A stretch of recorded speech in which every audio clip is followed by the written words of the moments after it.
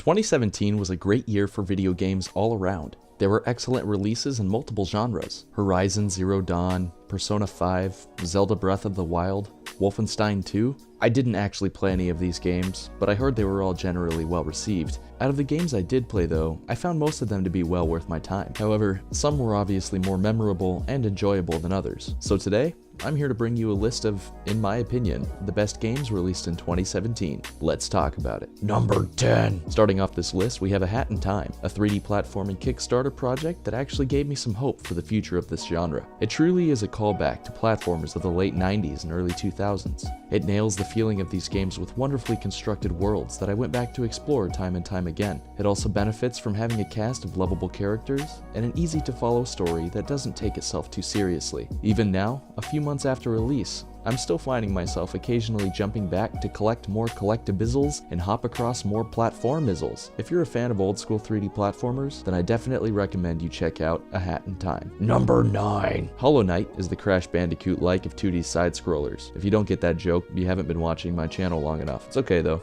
You have a life or whatever. Don't let me stop you from living it. This game is essentially 20% Dark Souls, 40% standard 2D side-scroller fare, and 50% Tim Burton aesthetic. Wait a minute.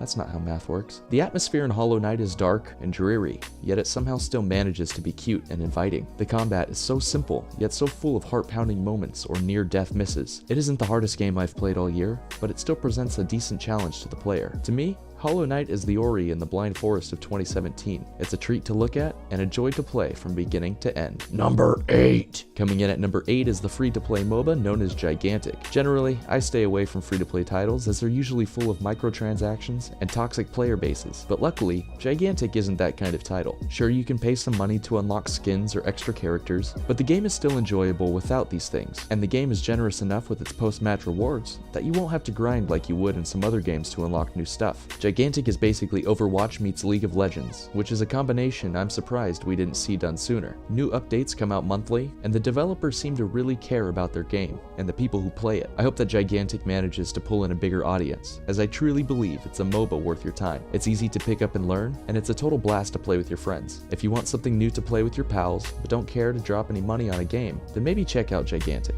Number 7. Prey is a remake, not remake, of the original Prey released back in 2006. It sees you exploring a derelict space station, looking for a way to escape as an alien race known as the Typhon wreak havoc on everything around you. The game is a first-person shooter, which isn't a genre I usually find myself enjoying, but something with Prey was different. Something about the way this game plays as a Metroidvania-style game more than anything really made it for me. Coming back to previously unexplored locations and reaching items or places previously unobtainable never ceased to be exciting and rewarding. And to help it out even further, there's a blanket of suspense draped over this entire game. Prey will make you paranoid, as literally anything could be an enemy in disguise, just waiting to pounce. You can't even trust coffee cups in this game. Fucking coffee cups! Number 6! I had a long debate with myself about whether or not I should include Doki Doki Literature Club on this list. It went on for like at least 12 hours. It was awful. It went on for so long that we had to stop the debate at one point to go and get some food. We thought it would help us come to a compromise, and surely enough it did. If it weren't for those marinara milkshakes down at Spaghetti Barn, I don't think we would have ever come to a conclusion. So thank you, Spaghetti Barn, for helping me finish this list, and for helping me keep my friendship with myself. Doki Doki isn't anything innovative or unique from an outsider's perspective, but never judge a book by its cover. That's what this game will teach you. This game is hard to explain without giving away anything about what makes it special, but just know that this ended up on my list simply due to the lasting impact it had on me. This game will change the way you perceive video games forever. It's such a beautifully constructed and choreographed game that I recommend anyone with a PC to check it out. It's free to play and only takes about 3 hours or so to beat. Check it out if you haven't already, because you're missing out on a very unique, one-of-a-kind experience. Number 5. Resident Evil 7 is the first game I've played in the series, and I'm really happy that it was, because this game is a horror masterpiece. Not only is it downright disturbing and absolutely terrifying to play through, but it's also a genuinely damn good game,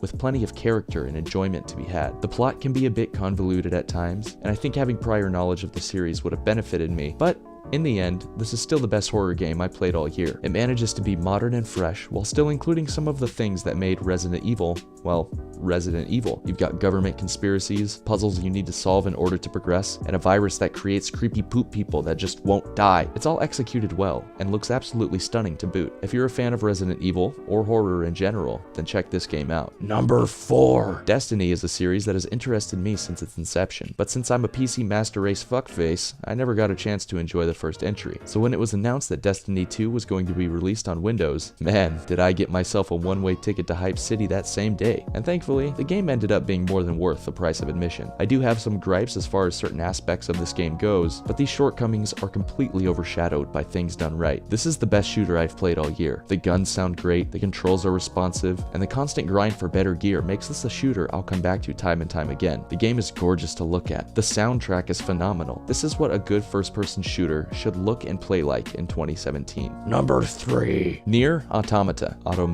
Nier Automata is the latest game from beloved developer Platinum Games, a developer who has had a track record of putting out amazing titles one after another for at least 10 years now, and with each new release they put out, they become more and more well-versed in their craft. Nier is a very special kind of game. To label it as one genre would be doing it a major disservice, as its gameplay is constantly evolving. One moment, you could be slicing your way through enemy after enemy, and the next you're flying around in the air in this Gundam jet thing. The story is fairly complex, and can very well take up a 10-minute video of its own, so I won't really get too far into it. It'll take a while to beat it, but Nier is certainly worth your time. Number 2. Nioh is by far the most difficult game I played in 2017, but it also just so happens to be one of the most rewarding. I've always been interested in Souls-like games, and I've taken a swing at playing them once or twice in the past. As a matter of fact, I ended up buying the first Dark Souls a total of 4 times, because each time I bought it with the goal of beating it, I'd ultimately just end up returning the game instead due to pure frustration. But Nioh is different. I don't know if it's the variances in combat, or the fact that it's set in feudal Japan instead of a deep fantasy fever dream, but something here kept me invested during my entire playtime. Where I would normally give up in a Souls-like, I would instead get back up and try again in Nioh. Having enemies go from overwhelming and unpredictable to a walk in the park on a summer day is immensely rewarding, and is more than enough to keep you interested in what comes next. If you're a fan of Soulsborne type games, and have yet to check out Nioh,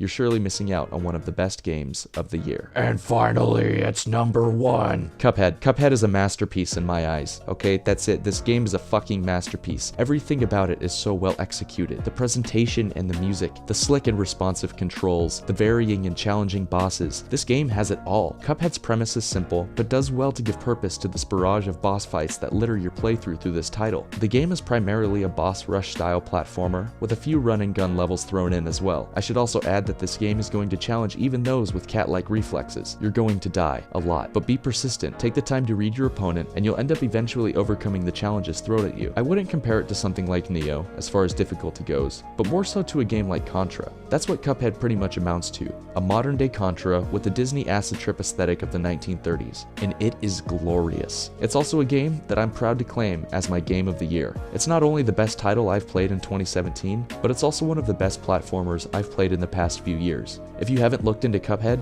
I strongly recommend you do, but you don't have to listen to me. I'm just some guy on the internet. So there you have it, my top 10 games of 2017. Shady business practices and some piss poor game releases aside, I'd still consider this year to be an overall good year for video games. Hopefully this trend continues through 2018 and beyond, but we won't know until we get to that point, now will we? Oh god. Please don't fuck this up. Anyhow, I hope you all enjoyed this list of my top 10 games of 2017. If you did, maybe give this video a like and hit that sub button.